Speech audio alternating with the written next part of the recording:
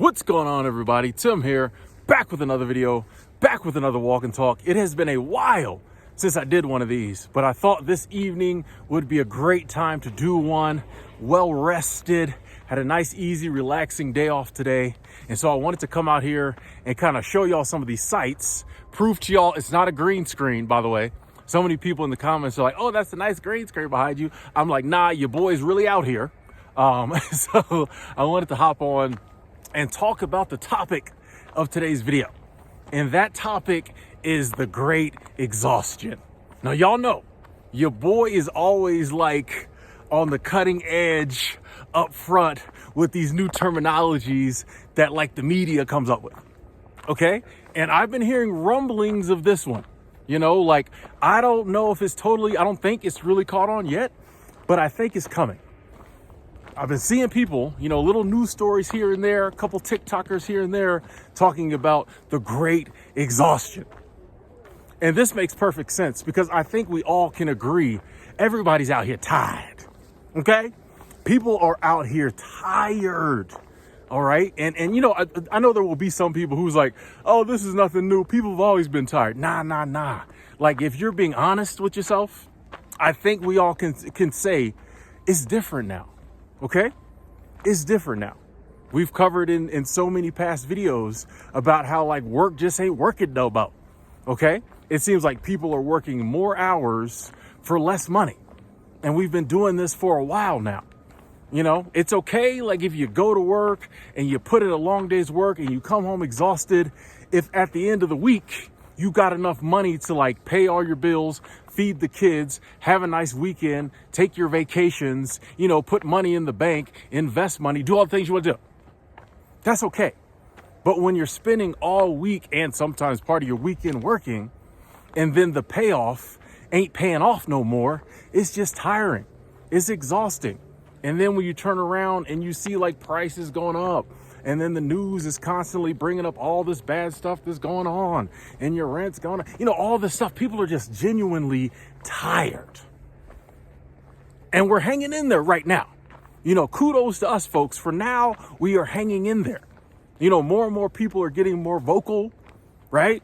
But I think we're hanging in there. But when the Great Exhaustion hits, there's a line. Like, if something doesn't give, if something doesn't change, and I see so many people saying this in the comments, they're just like, something has to give. This is literally not sustainable. This is not just people wanting to be revolutionary, or people being lazy, or people just being whatever. It's like something genuinely has to change because people are working themselves to death and they still can't make it. Wasn't like that back in the day. You could make it. Didn't have to work as much. Like, people genuinely, it ain't working. So if something doesn't give, and I feel like that might happen. A lot of times you look throughout history, right when things get to that point, something happens, But if that doesn't happen, I think we will have a Great Exhaustion where people are just too tired. You know what I mean? Like, we use the word exhausted, but like when someone is actually exhausted, like genuinely, they can't go no more. And I think there's the possibility of us seeing a time where people just aren't going to go no more. They're not going to go to work. They're not going to pay their bills. Forget about student loans. No, the repo man going to be so busy. He ain't even going to be able to come and pick up people's cars. Like, he won't even be able to evict. Like, people just going to give up. The Great Exhaustion will be people giving up and just not doing it anymore. Just not doing it anymore. Not going to work. I'm not paying the bills. I'm not being a productive member of society anymore because it's not getting me anywhere. And now we've seen similar movements among like young people in other countries. But like I said, it's typically been young people who were just starting out. We're like, we're not even going to play the game because like it's not working for our parents. This is going to be something totally different. When the average like 48-year-old stops caring, you know what I mean? When the 35-year-olds get exhausted, that's going to be something different, right? But in this video, once again, this is not a doom and gloom channel. We do like to talk about some of the things that are going on, especially the things that affect us, There's a lot of channels where they like to talk about stuff going on that doesn't even affect their audience. They just like to get their audience riled up. I like to talk about stuff that is actually affecting us. We are getting up and going to work. A lot of us are seeing that like the money ain't worth the work. You know what I mean? A lot of us are tired, right? Like genuinely tired. And we don't see like an end in sight. You know, we're trying to use the system to get out of the system. We're building our freedom fund. But for a lot of people, they don't see end in sight. A lot of people can't latch on to that. You know, those of us who can, that's what we're doing. That helps us. But a lot of people haven't got there yet. So in this video, I wanted to talk about some simpler things I think we all can do that will keep us from like falling victim to the Great Exhaustion. Okay. One of the things, and I'm actually doing it right now. I think we have to, in our free time, we have to prioritize doing things that like calm us down, doing things that bring us joy, doing things that make us happy. I'm actually doing two of them right now. I'm walking out in nature and I'm making a video.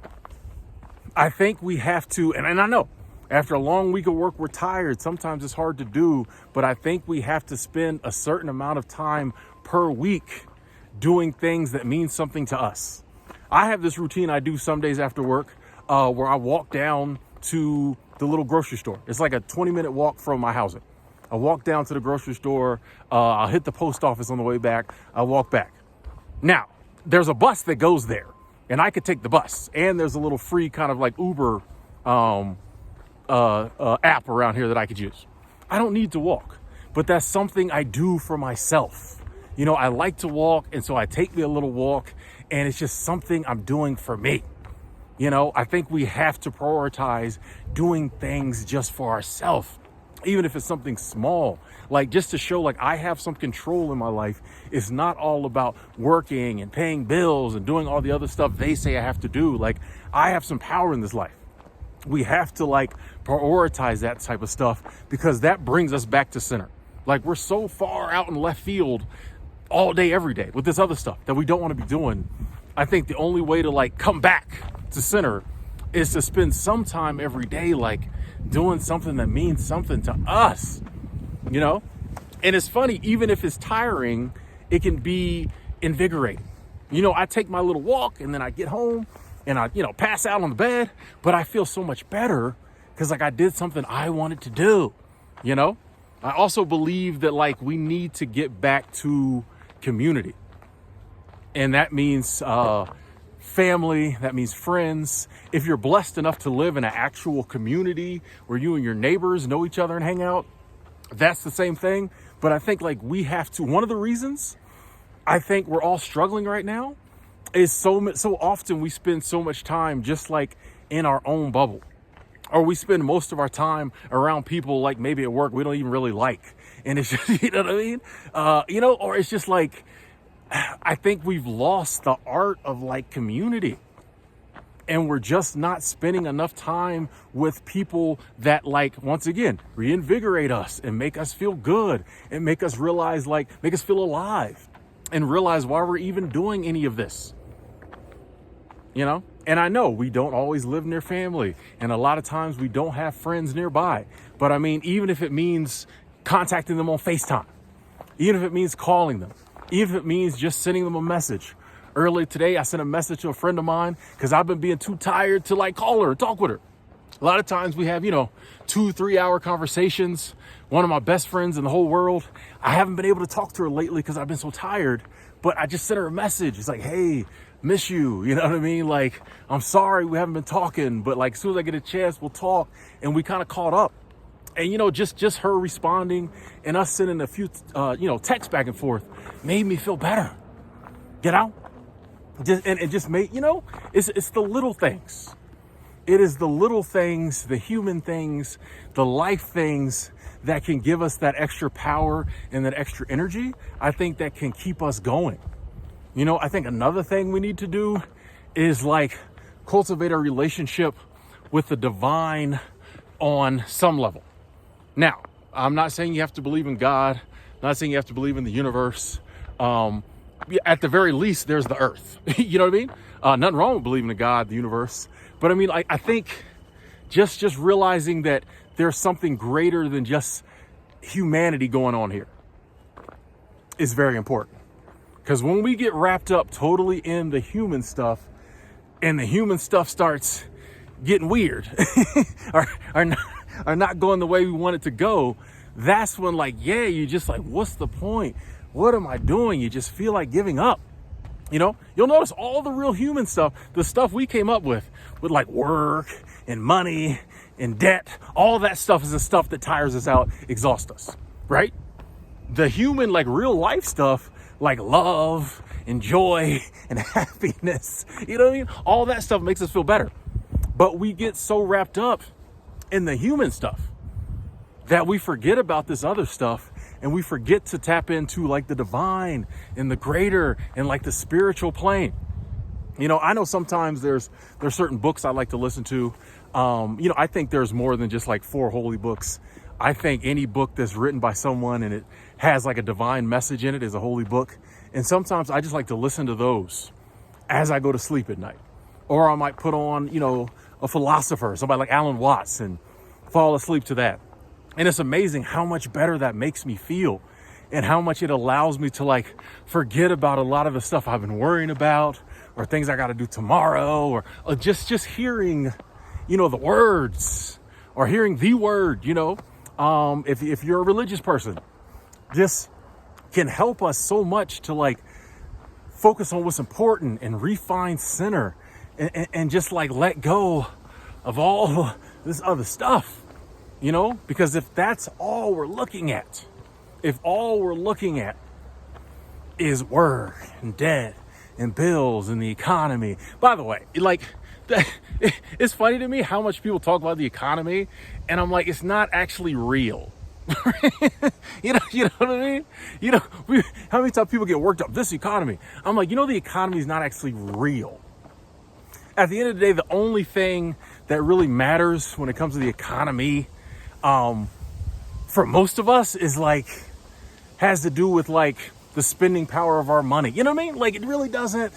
I mean, the economy can have some real world implications, but I'm it's not something you need to check in on and know the status of 24/7. It's not real. Just like the stock market, there's no product. Now, I'm invested in the stock market, so I'm not downing the stock market, but I'm just saying, you don't have to check on it every day. It's not real. I don't know. I'm getting I'm getting off base here, but these are the things I think about. It's just so much of what we focus on is not the important stuff in our life. Even work is you go to work to get money to live. You go to work to get money to fund your lifestyle. Living, lifestyle. Life is what's important, right? At the end of the day, and this is another point, and I know this one isn't as easy, but another way to avoid the Great Exhaustion is if you could find some type of work that you enjoy, right? If you could find a type of work that you enjoy, even if the paycheck ain't the greatest, at least you had fun doing it. You know what I mean? And I know this is a hard one. That one takes a lot of time, a lot of effort. It is possible though. And here's the thing. It takes no time and effort to research. Well, it does take some time, but it's not hard time. You know what I mean? To research or to, start believing, start programming your mind to believe and look into, hey, one day, what's some type of work I think I would enjoy? How do I get that job? It doesn't take near the amount of time as working 50 hours a week every single week. But that is definitely another one, is hey, if we could find work we truly enjoyed or that felt fulfilling. And that's another reason people are exhausted. You spend all this time doing something all day, all week long, and it genuinely means nothing to you, right? That's crazy. You could spend double the energy doing something that meant something to you, and you would be you would be happy tired, right? You ever been happy tired? Where you did something for somebody, and you helped your grandma move, or somebody else do something, and it was genuinely tiring, but you laughed and joked all day, and at the end of it, you knew you helped another human being out, and you came home and you were happy tired. You were just you sat on the couch and passed out, but you had a smile on your face because you knew you did something meaningful. You knew you did something that meant something. So if we could find work that does that for us, oh man. even if they ain't paying us all that much, at least we come home feeling good, you know? But at the end of the day, we work just to get the money to live. All we really have to do is find a way to make the same amount of money we're making now in a better manner, and we're good, you know? It's just like, and I'm not blaming us, because like we're all going through this and there's a genuine reason why everybody's exhausted and tired. But I think we have to try to find solutions everywhere we can. I think we have to realize some of it does come down to us living our life in a manner that's really not conducive, perhaps, to, joy and happiness. You know what I mean? If we just lived our life, go along with the system and the society like everybody else has been telling us to do, this is what it leads to. This is what I've been on the internet talking about for over a decade now, talking about just like live your life, follow your dreams, seasonal work, solo travel, all this other stuff. Because I saw it coming, ladies and gentlemen. I saw it coming. Just like I'm calling it now before anybody else. I want us to avoid the great exhaustion. I want us to live our lives. I don't want us to be perpetually tired. I want us to be happy, joyful, have energy, be doing things we're proud to be doing. So in the comment box below, if you have a moment, please let me know what you think about this ideal of the great exhaustion and also how you're going to avoid it. What are you going to do? Not what you possibly could do. No, what are you going to do to avoid it? Because it's coming and we don't want no parts of it. I love y'all. I'll talk to y'all later.